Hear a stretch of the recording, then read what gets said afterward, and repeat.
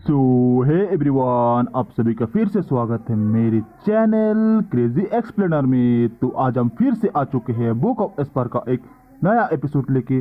जिसने पिछला एपिसोड नहीं देखा जाकर पहले वो देख लो, और जिसने देख लिया शुरू करते आज का ए वाला एपिसोड। एपिसोड की स्टार्टिंग में हमें ज़ूफेन को दिखाया जाता है जो कि योंगनिंग से कहता है कि हाँ ठीक है, अब मैं सब कुछ समझ गया और चलो अब हम जल्दी से स्वेंगर को बचाने के लिए चलते हैं। कहते हैं ज़ूफेन योंगनिंग की कमर को पकड़ करके उसे अपने साथ हवा में उड़ा ले जाता है। जबकि ज़ूफेन को इस तरीके से जाते हुए देख करके वैन विलियन तो उससे कहते हैं तुम अभी भी वहाँ पर जा रहे हो ये जानते हुए कि ऐसा करना तुम्हारे लिए गलत होगा। मगर तभी यहाँ पर सीन चेंज होता है और हमें दिखाया जाता है कि ज़ूफेन और योंगनिंग अब उस जगह पर पहुंच गए होते हैं जहाँ पे की स्टीमिंग सेक्ट के एल्डर लू ने स्वेंगर को बेहोश करके रखा होता है। तो अब इधर एल्डर लू भी ज़ूफेन को दूर से आते हुए पहले ही देख लेते हैं और फिर हंसते हुए कहते हैं कि तो फिर फाइनली वो आ ही गया। इतना कहते हैं फिर वो वहाँ पर उस पूरी जगह पर अपनी बटरफ्लाई मिस्ट को फैला देते हैं और ज़ूफेन के लिए कहते हैं कि एक बार जब मैं तुम्हें टुकड़ों में फाड़ दूंगा तो मैं इन दोनों बच्चों को जरूर वापस भेज दूंगा। इसके बाद एल्डर वहीं पर झाड़ियों में ज़ूफेन के ऊपर नजर रखने के लिए छुप जाते हैं और फिर तभी हमें वहाँ से योंगनिंग और ज़ूफेन को आते हुए दिखाया जाता है कि योंगनिंग की नजर वहीं पे बैठी स्वेंगर के ऊपर पड़ जाती है और वो ज़ूफेन से कहती है ज़ूफेन वो देखो वो रही स्वेंगर। तब फिर ज़ूफेन भी उस जगह की ओर देखता है और ज़ूफेन को भी वहाँ पे योंगनिंग नजर आ जाती है और उसके अलावा कोई नहीं नजर आता। और फिर वो हंसते हुए कहता है कि योंगनिंग तुम्हारी आंखें तो मुझसे भी ज्यादा तेज है। और फिर ज़ूफेन फिर योंगनिंग को कस के पकड़ करके उस जगह की ओर बड़ी तेजी से जाने लगता है। उसके बाद वो दोनों लोग फिर वहाँ पर स्वेंगर के पास में उतर आते हैं जहाँ पे कि स्वेंगर अभी भी पेड़ के किनारे पर बेहोश बैठी होती है। और तभी वो दोनों लोग भी आगे बढ़ करके स्वेंगर की ओर आगे बढ़ने लगते हैं। लेकिन तभी एल्डर लू ने जो अपनी मिस्ट का जाल बिछाया था वो उनके वहाँ पहुँचते ही एक्टिवेट हो जाता है और फिर स्वेंगर और ज़ूफेन दोनों ही एल्डर लू के इल्यूजन में फंस जाते हैं। क्योंकि एल्डर लू की सोल फॉर्म की ये स्पेशल पावर है। तो वहाँ उस पानी से बड़े इल्यूजन वर्ल्ड को देख करके ज़ूफेन कहता है कि मुझे लगा ही था यहाँ पे एक ट्रैप होगा, और क्योंकि मुझे आसपास किसी भी साइन का कोई संकेत नहीं मिला और ना ही यहाँ पर कोई अरे फॉर्मेशन दिखी, मैं समझ गया था कि यहाँ पर जरूर किसी ने खुद पर्सनली ये काम किया होगा। तो फिर इसी के साथ में वहाँ इल्यूजन वर्ल्ड में योंगनिंग गायब होने लगती है। साथ ही ज़ूफेन को एक आवाज आती है जो कि जोर जोर से हंसते हुए उससे कहती है कि तुम पहले ये सब के बारे में जानते थे लेकिन फिर भी तुम इस जाल में खुद ब खुद कूद पड़े। तो फिर बच्चे लगता है कि तुम्हारे अहंकार की तो कोई सीमा ही नहीं है। तो ज़ूफेन उस आवाज को सुनकर के कहता है कि एल्डर लू एक इथेरियल स्टेज का एक्सपर्ट होते हुए भी आपको मुझे फंसाने के लिए चारे के तौर पर इन दोनों लड़कियों का यूज करना पड़ा। लेकिन क्या इथेरियल स्टेज की इतनी ज्यादा पावर्स होने के बावजूद भी आपको ये सब कुछ काम करते हुए बिल्कुल शर्म नहीं आई? तो एल्डर लू कहता है कि तो इससे क्या फर्क पड़ता है, जब तुम वहाँ उस डबल ड्रैगन मैनर में थे तो तब तुम्हारे साथ में वहाँ 3 वेनरेबल्स थे, इसलिए मेरे पास यही एक आखिरी चॉइस थी अपने दिमाग को यूज करने की। और क्योंकि मैंने कल ही ये नोटिस कर लिया था कि तुम इन दोनों लड़कियों से कुछ ज्यादा ही क्लोज हो, तो इसलिए मैंने तभी ये प्लान बना लिया था कि इन दोनों लड़कियों का यूज करते हुए मैं तुम्हें यहाँ पर बाहर लाऊंगा और तुम्हें इस जाल में फंसाऊंगा। मगर लेकिन ये क्या बकवास की बात है, यहाँ पर उन दोनों लड़कियों में से एक लड़की तो पता नहीं कैसे लेकिन मेरे बहुत ज्यादा ट्राई करने के बावजूद भी वो मेरी बात को मानने में रिफ्यूज कर पा रही है। फिर ज़ूफेन कहता है कि ओ तो तुम स्वेंगर की बात कर रहे हो। स्वेंगर वो टियानियो की एक होली मेडन है जो कि भाग्य के पर्दों और मन की चालों को भेदने में काफी ज्यादा एक्सपर्ट है, और तुम्हारा अपने इल्यूजन्स के साथ में उसके पास में जाना बिल्कुल ऐसा है जैसा कि तुम अपने सिर पर खुद ही निशाना लगा रही हो। तो एल्डर लू कहते हैं कि ओ तो यही कारण है कि मैं इसके ऊपर कंट्रोल नहीं कर पा रहा। मैंने सुना था कि टियानियो में कुछ अजीब क्लैंस भी हैं और आज मैंने देख भी लिया। इसी के साथ में फिर एल्डर लू सोल फॉर्म में ज़ूफेन के सामने आते हैं और उससे आगे कहते हैं कि और अब मैं देख रहा हूँ कि ये बिल्कुल भी सामान्य नहीं है। मगर लेकिन बच्चे आखिर तुम मुझे इस सब के बारे में क्यों बता रहे हो? तो क्या तुम्हें इस बात की कोई परवाह नहीं है कि तुम्हारी इस जानकारी को लेने के बाद मैं इसे अपने साथ ले जाऊंगा और इसे अपना गिनी पिग बनाऊंगा? तो ज़ूफेन उससे कहता है कि मैंने तुम्हें ये सब कुछ इसलिए बताया है क्योंकि मुझे पता है कि तुम इस सब को सीक्रेट रखोगे, क्योंकि वैसे भी एक मरा हुआ आदमी तो किसी से कुछ कह ही नहीं सकता। इतना कहते हुए फिर ज़ूफेन एक इविल सी स्माइल देते हुए अपने किलिंग इंटेंट को रिलीज करने लगता है। तो तब इधर ज़ूफेन की ये बात सुनकर तो एल्डर लू जोर जोर से हंसते हुए कहते हैं बच्चे तुम सच में काफी ज्यादा बड़ी बड़ी बातें करना जानते हो, और अब जब तुम मेरे पास वही हो जहाँ जिस जगह पर मैं तुम्हें लाना चाहता था, तो क्या तुम्हें फिर भी लगता है कि तुम मेरी जान ऐसे ही ले लोगे? तो ज़ूफेन कहता है कि क्या मैंने तुम्हारी बॉडी पहले ही नहीं ले ली है? तुमसे तुम्हारी इस सोल को भी ले लेने पर मुझे अपना एक बूंद पसीना भी नहीं बहाना पड़ेगा। इतना कहते ही ज़ूफेन भी अपने फैंटम बटरफ्लाई विंग्स को रिलीज करता है। फिर आगे एल्डर लू से कहता है कि बूढ़े मूर्ख अब तक तुम्हें ये पता ही चल गया होगा कि कोई भी इल्यूजन कभी भी किसी रियलिटी के करीब नहीं आ सकता। और मेरे सी फैंटम विंग्स भी तभी तुम्हें भी उसी क्षण इल्यूजन में भेज देंगे जैसे ही तुम मेरे इन विंग्स की मिस्ट में एंटर करोगे, और फिर तुम्हारा खुद का इल्यूजन टूट जाएगा। तो कहते ही फिर ज़ूफेन भी अपने उन फैंटम विंग्स से इल्यूजन मिस्ट को फैलाने लगता है। इसके साथ ही ज़ूफेन की वो मिस्ट एल्डरलू को भी चारों ओर से घेर लेती है। ये सब होते हुआ देख करके भी एल्डरलू को कोई फर्क नहीं पड़ता और वो वहीं पे खड़े खड़े कहते हैं, डैम बच्चे, तुम एक बुद्धिहीन बंदर की तरह हो जिसके पास सभी के सभी बिल्कुल सही स्किल्स हैं। और रही बात तुम्हारे इन सी फैंटम विंग्स की, तो हाँ, मैं ये मानता हूँ कि ये काफी ज्यादा रेयर है। अगर तुम्हारे इन विंग्स की मिस्ट सिर्फ और सिर्फ बॉडी को अफेक्ट कर सकती है, जबकि रही बात मेरी, तो मैं तो सिर्फ एक सोल हूँ, तो इसलिए तुम्हारी ये इल्यूजन मिस्ट मेरे ऊपर तो कोई काम नहीं आएगी। तो फिर ज़ूफेन भी अपने हाथ को झटकते हुए कहता है कि कोई भी इल्यूजन रियल नहीं होता, लेकिन मेरी ये मुट्ठी, इससे असली कुछ और नहीं हो सकता, और मैं अपने इस पंच के साथ में बस अपने आसपास की इस पूरी जमीन को बर्बाद कर दूंगा, जिसके बाद मैं देखूंगा कि आखिर कैसे तुम्हारा ये इल्यूजन नहीं टूटता है। इतना कहते ही ज़ूफेन वहाँ पे उस जमीन में एक जोरदार पंच लगाता है, इसका कि प्रेशर ही काफी ज्यादा खतरनाक है। उस पंच को लगाने के बाद में फिर ज़ूफेन जैसे ही नीचे देखता है तो वो काफी ज्यादा हैरान हो जाता है। ज़ूफेन के उस पंच की पावर सीधा उल्टा उसी को जाकर के हिट हो जाती है, जिससे कि हिट होने के बाद में ज़ूफेन भी काफी ज्यादा दूर की ओर गिरने लगता है। और तब ज़ूफेन के इस तरीके से गिरता हुआ देख करके एल्डरलू तो जोर जोर से हंसते हुए कहते हैं कि बच्चे, क्या तुम्हारा हो गया? मगर मैं तुम्हें बता दूं कि इससे कोई फर्क नहीं पड़ता है कि चाहे तुम कितने ही ज्यादा स्ट्रॉन्ग क्यों ना हो, इस बार तुम्हारा काम खत्म हो गया है और तुम फिनिश होने वाले हो, क्योंकि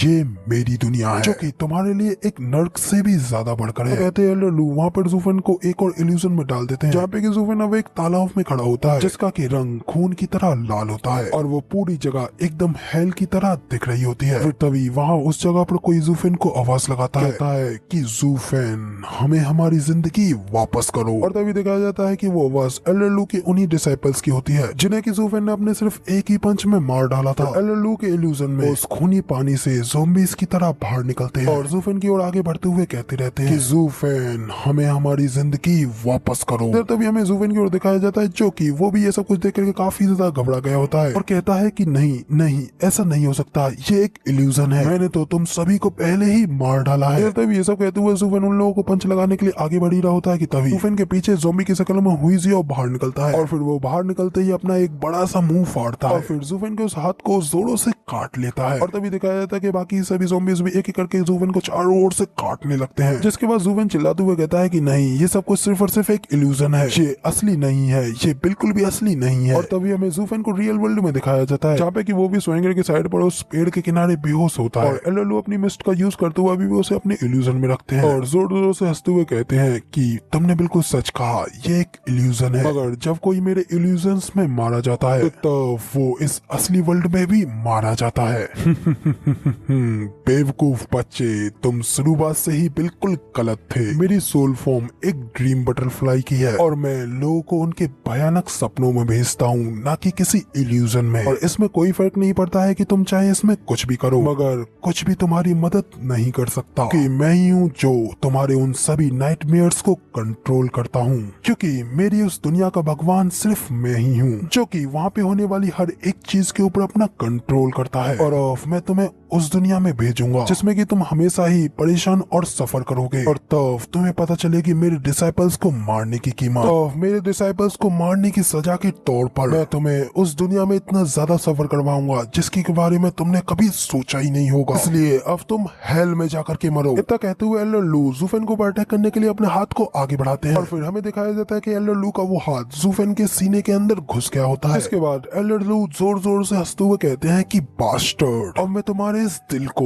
धीरे धीरे करके कुचलूंगा और फिर तब जाकर के तुझे पता चलेगा दर्द का असली एहसास। इधर एल्डरलू ये सब कहते हुए हंसी रहे होते हैं कि तभी ज़ूफेन उनसे कहता है कि ड्रीम बटरफ्लाई सचमुच में एक काफी ज्यादा रेयर सोल है। ज़ूफेन को बोलता हुआ देख करके तो एल्डरलू का मुंह खुला का खुला रह जाता है, वो काफी ज्यादा शॉक हो गए होते हैं और कहते हैं कि क्या तुम जाग गए? नहीं, ऐसा तो बिल्कुल भी नहीं हो सकता। लेकिन कहानी में एक नया ट्विस्ट, रियल ज़ूफेन तो उनके पीछे खड़ा होता है और उनसे कहता है कि मैं तो कभी सोया ही नहीं था। तो अब इधर अपने सामने दो दो ज़ूफेनों को देख करके तो एल्डरलू और भी ज्यादा हैरान हो गए होते हैं और कभी इस ज़ूफेन तो कभी उस ज़ूफेन को देखते हुए कहते हैं कि क्या आखिर तुम यहाँ पर दो कैसे हो, और आखिर ऐसा कैसे पॉसिबल हो सकता है? क्या तुम दो हो और क्या तुम मेरे नाइटमेयर्स के बीच में ही जाग गए थे? ज़ूफेन कहता है, क्या तुमने मुझे नहीं सुना? मैंने तुमसे कहा था कि मैं कभी भी नहीं सोता। इतना कहते हुए ज़ूफेन अपनी गोल्डन आइज को एक्टिवेट करता है, जिसे देख करके तो एल्डर लू की सोल फॉर्म भी तेजी से वाइब्रेट करने लगती है और फिर ज़ूफेन धीरे धीरे करके उनकी ओर आगे बढ़ने लगता है, जिसे देख करके एल्डर लू की तो फट के चार हो जाती है और वो काफी ज्यादा घबराने लगते हैं। उनके शरीर से टोटली पसीने छूटने लगते हैं और वो ज़ूफेन से कहते हैं कि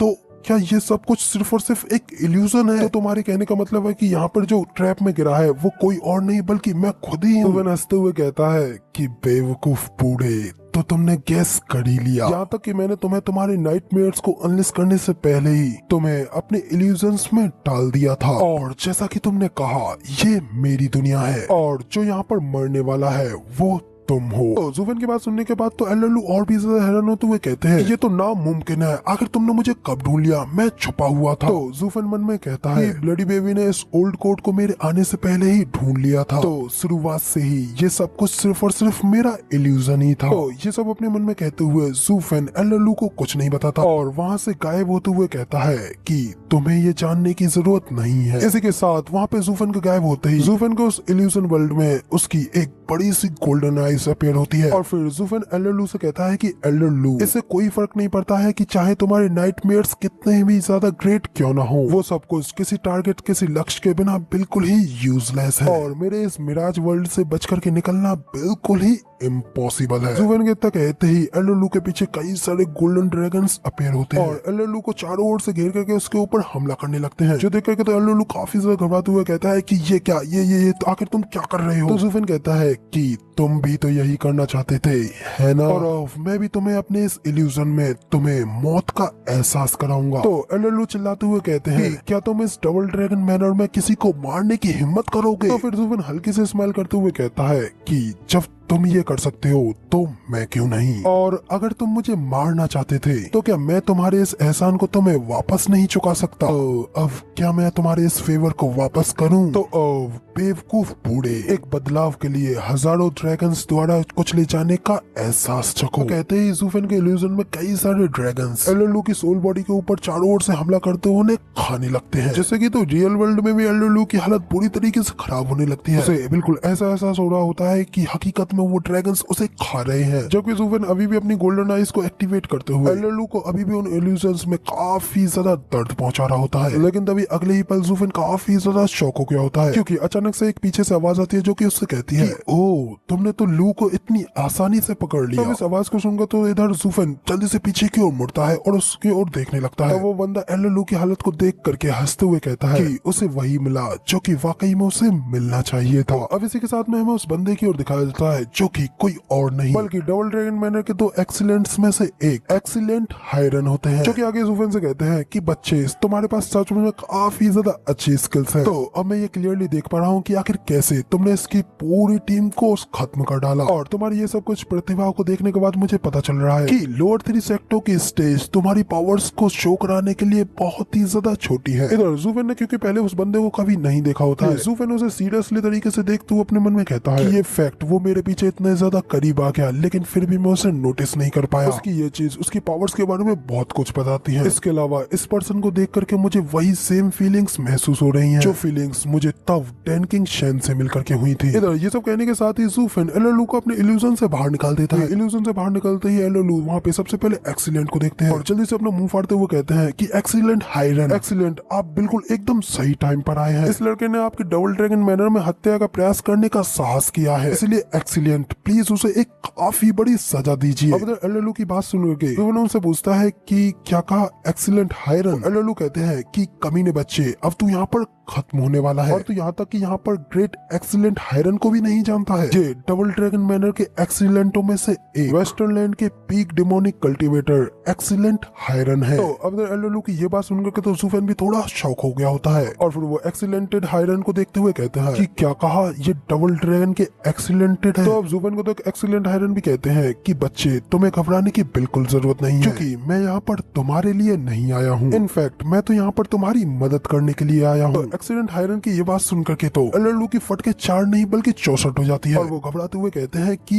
क्या कहा आपने? एक्सीलेंट सर, इस लड़के ने यहाँ पर डबल ड्रैगन मैनर के रूल्स को तोड़ा है, तो फिर आप आखिर ऐसा कैसे कर सकते हैं? और तभी एक्सीलेंट हायरन से कहते हैं कि शांत रहो। फिर वो एक गंभीर सी वॉइस में उनसे कहते हैं कि एल्डर लू, क्या तुम मुझे कोई बेवकूफ समझते हो? और मुझे बताओ, आखिर तुमने यहाँ पर इन लड़कियों को किडनैप क्यों किया है? क्योंकि वैसे भी लोअर 3 सेक्टर के स्टेज पर जो इंसिडेंट हुआ था, हम लोगों ने उस चीज को लेकर के कल ही डिस्कशन कर लिया था। फिर भी तुमने यहाँ पर डबल ड्रैगन मैनर के रूल्स को ना मानने की हिम्मत की है, और वो भी अपने सिर्फ कुछ तुच्छ प्रतिशोध की वजह से। इग्नोरेंट मॉर्गिल सेक्टो के साथ में सम्मान के साथ में विनम्रता से पेश आते हैं, ना कि उनकी कमजोरियों की वजह से उन्हें कुचल देते हैं। एक्सीलेंट हायरन की ये बात सुनकर के तो एल्डर लू का तो सारा चेहरा लटक गया होता है और वो उनसे कहते हैं कि मगर लेकिन तभी एक्सीलेंट हायरन अपनी एक उंगली का इशारा करते ही एल्डर लू की उस सोल बॉडी को वहाँ पर डिस्ट्रॉय करके वहीं पे मार डालते हैं। और उस खतरनाक और पावरफुल मंजिल को देख करके तो ज़ूफेन भी काफी ज्यादा शॉक हो गया होता है। तो इधर एक्सीलेंट हायरन कहते हैं कि मैंने सोचा था कि मैं तुम्हें खाली चुप रहने के लिए कहूंगा, मगर लेकिन फिर भी तुमने मेरे सामने बोलने की हिम्मत की। तो अब इधर सिर्फ एक झटके के साथ में इथेरियल स्टेज के एक्सपर्ट एल्डर लू को इस तरीके से खत्म होता हुआ देख करके तो ज़ूफेन अभी भी काफी ज्यादा हैरान हो गया होता है। इधर एक्सीलेंट हायरन आगे ज़ूफेन से कहते हैं कि बच्चे, तुम सचमुच में काफी ज्यादा अद्भुत हो, और सिर्फ इतनी छोटी सी उम्र में भी इतनी ज्यादा पावर्स। फिर तो सचमुच हमारे वेस्टर्न लैंड के लिए ये कितनी ज्यादा सौभाग्य की बात है। और यहाँ तक कि तुम मेरे उस डिसाइपल से भी ज्यादा अच्छे हो, जैसे कि मैंने एक्सपेल करके बाहर निकाल दिया था। उनकी ये बात सुनकर तो ज़ूफेन भी अपने मन में कहता है, क्या ये जो एक्सपेल डिसाइपल की बात कर रहे हैं वो कहीं डैन किंगशन तो नहीं था? मेरे ख्याल से तो वही होना चाहिए। लेकिन क्या ये बात एक्सीलेंट रैन ने खुशी से या फिर गुस्से से कही है? मगर लेकिन अगर ये सेकंड वाली बात होती तो अब तक उसने मेरे ऊपर अपना गुस्सा निकाल करके वो मुझे मार चुका होता है ना। और अगर वो अभी भी एक पुराने गुरु और शिष्य के बंधन को पसंद करता है तो शायद उसकी खुशी और भी ज्यादा बढ़ी हुई होती, और फिर मैं यहाँ पर बिल्कुल सुरक्षित रहूंगा। और आखिर ये बंदा अभी मुस्कुरा रहा है या फिर नहीं मुस्कुरा रहा है? आखिर इस बूढ़े आदमी के मन में वाकई में क्या चल रहा है, मुझे समझ नहीं आ रहा। तो अब ये सब सोचते हुए फिर ज़ूफेन भी लाइक भाड़ में जाए, साला जो होगा वो देखा जाएगा। और उसी के साथ में ज़ूफेन अपने हल्के से किलिंग गन को रिलीज करते हुए एक्सीलेंट हायरन को वहाँ पर घूरने लगता है। तो ज़ूफेन किस तरीके से देख करके तो एक्सीलेंट हायरन हंसते हुए कहता है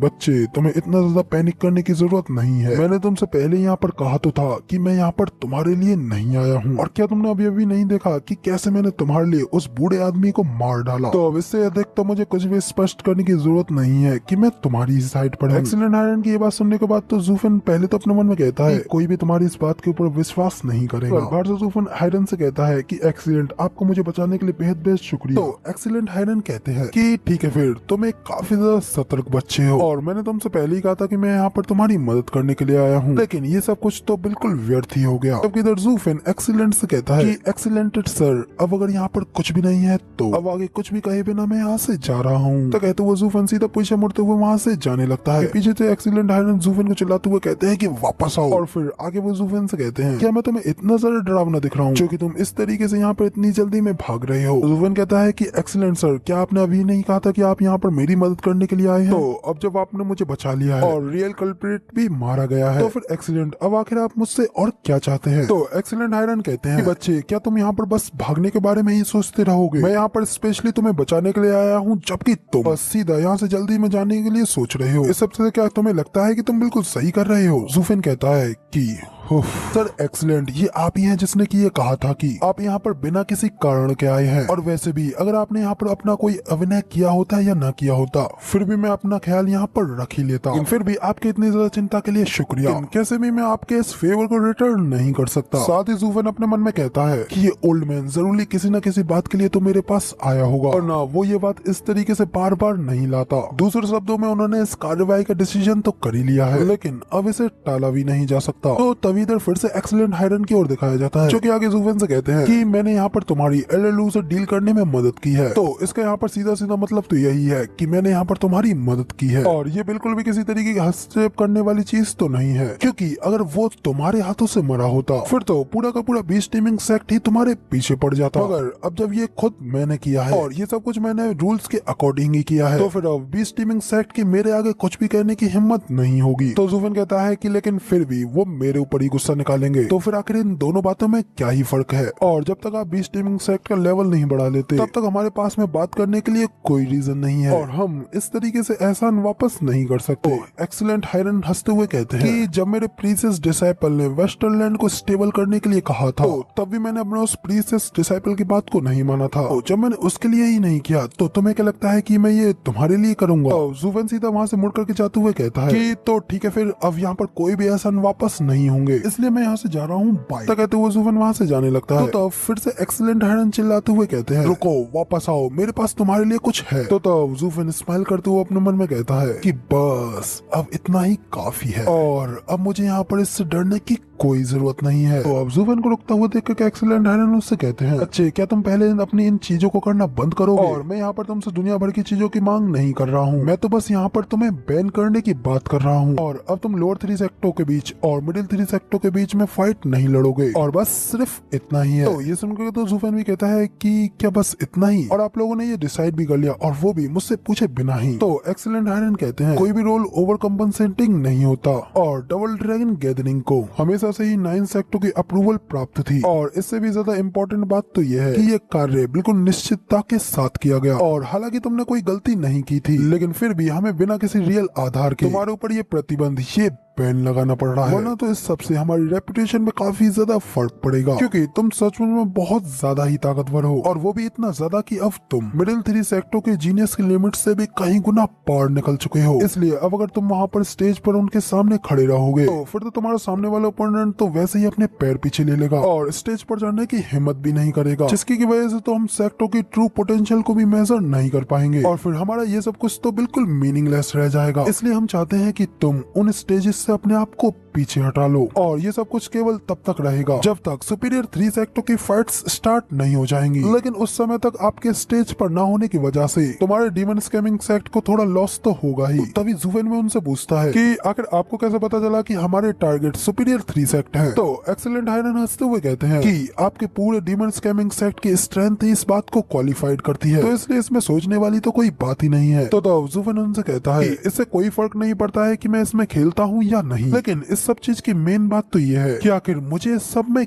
क्या फायदा होगा। ज़ुफेन की ये बात सुनकर तो एक्सीलेंट हायरन भी एक पल के लिए थोड़े शॉक हो गए होते हैं, साथ ही हेजिटेट करते हुए रुक जाते हैं। और तो एक्सीलेंट हायरन कहते हैं कि मुझे कुछ टाइम से ल्यू के प्लान्स के बारे में कुछ पता है और मैंने अभी तक अभिनय नहीं किया था क्योंकि मैं देखना चाहता था कि आखिर तुम क्या क्या करने में सक्षम हो। और जैसा कि बिल्कुल एल्डर्स ने कहा था, तुम वाकई में बिल्कुल एक मॉन्स्टर ही हो और तुम लोअर 3 सेक्टरों के लिए तो एक बेहद बड़ा खतरा हो जो कि उनके लिए तो एग्जिस्ट करना ही नहीं चाहिए था। तो ये सुनकर तो फिर ज़ुफेन भी थोड़ा अनईजी फील करते हुए कहता है सर एक्सीलेंट, क्या आप मुझे डराने की कोशिश कर रहे हो? और डबल ड्रैगन गैदरिंग के एक एक्सीलेंट के रूप में क्या आप किसी भी सेक्ट के डिसाइपल के ऊपर अपनी इच्छा अनुसार हमला कर सकते हो? तो एक्सीलेंट हायरन हंसते हुए कहते हैं कि एक एक्सीलेंट तो ऐसा नहीं कर सकता, लेकिन एल्डर लू के तुम्हारे प्रति नफरत गहरी थी, यहाँ तक कि वो तुम्हें मारने के लिए यहाँ पर जाल भी बिछा रहा था और फिर उसके बाद में डबल ड्रैगन मैनर को सच्चाई के बारे में पता चला, इसलिए हमने उसे ऑन द स्पॉट एग्जीक्यूट करके मार डाला, जिससे कि अब यहाँ पर तुम्हें न्याय मिला। तो अब तुम बताओ कि अगर, लेकिन तभी ज़ुफेन कहता है कि अब आपकी ये बात थोड़ी लॉजिकल लग रही है। तो ठीक है, फिर अब मैं आपकी बात के लिए पूरी तरीके से एग्री हूँ और जैसा कि आपने जिस फाइट के लिए मना किया है वैसे ही आपकी बात को मानते हुए मैं उन सभी फाइटों में ज्वाइन नहीं करूंगा। तो ठीक है, फिर अब अगर यहाँ पर इसके अलावा और कुछ भी नहीं रह गया है तो फिर अब मैं यहाँ से जा रहा हूँ। इतना कहते हुए फिर ज़ुफेन स्वेंगर और योंगनिंग को अपने कंधे पर उठाता है। तभी एक्सीलेंट हायरन कहते हैं कि ये सब कुछ डबल ड्रैगन मैनर की हॉनर के लिए है, तो इसलिए मैं चाहता हूँ कि इस बारे में एक भी शब्द किसी के भी पास में बाहर ना निकले। तभी ज़ुफेन वहाँ से तेजी से जाते हुए कहता है और उनसे कहता जाता है कि चिंता मत करो, तुम्हारे ये सारे गंदे मामले मेरे पास हमेशा सुरक्षित रहेंगे। तो अब तक ज़ुफेन के चले जाने के बाद में हमें पीछे खड़े एक्सीलेंट हायरन को दिखाया जाता है, जो कि ज़ुफेन को जाता हुआ देख करके कहते हैं कि ये बच्चा अपने अच्छे के लिए सचमुच में काफी ज्यादा स्मार्ट है और जब तक उसे स्थिति का पूरी तरीके से अंदाजा नहीं हो गया तब तक तो वो पूरी तरीके से सतर्क रहा था, और अब जब उसे पता चला कि उसे डरने की कोई जरूरत नहीं है तो फिर उसे कोई डर नहीं रहा और वो छोटी छोटी बातों के ऊपर उलझने वालों में से नहीं है, क्योंकि उसकी आंखें हमेशा से ही बड़ी पिक्चर पिक्चर को ही देखती रहती है। उनके पीछे वो छोटे वाले एक्सीलेंट आ जाते हैं और कहते हैं लेकिन उसका गुस्सा सेहंग के अहंकार से बिल्कुल ही मिलता जुलता है, तो क्या हम दोबारा किसी गहरी मुसीबत में तो नहीं फंस जाएंगे। तो एक्सीलेंट हायरन उनसे कहते हैं कि बाइमी, क्या इस वेस्टरलैंड में कल्टीवेशन को फेयर बनाने के लिए इतने लंबे समय से डबल ड्रैगन मैनर को नहीं संभाल रखा है, ताकि जो लोग कल्टीवेट कर सकते हैं वो लोग बिना किसी चिंता के एनलाइटमेंट को प्राप्त कर सके।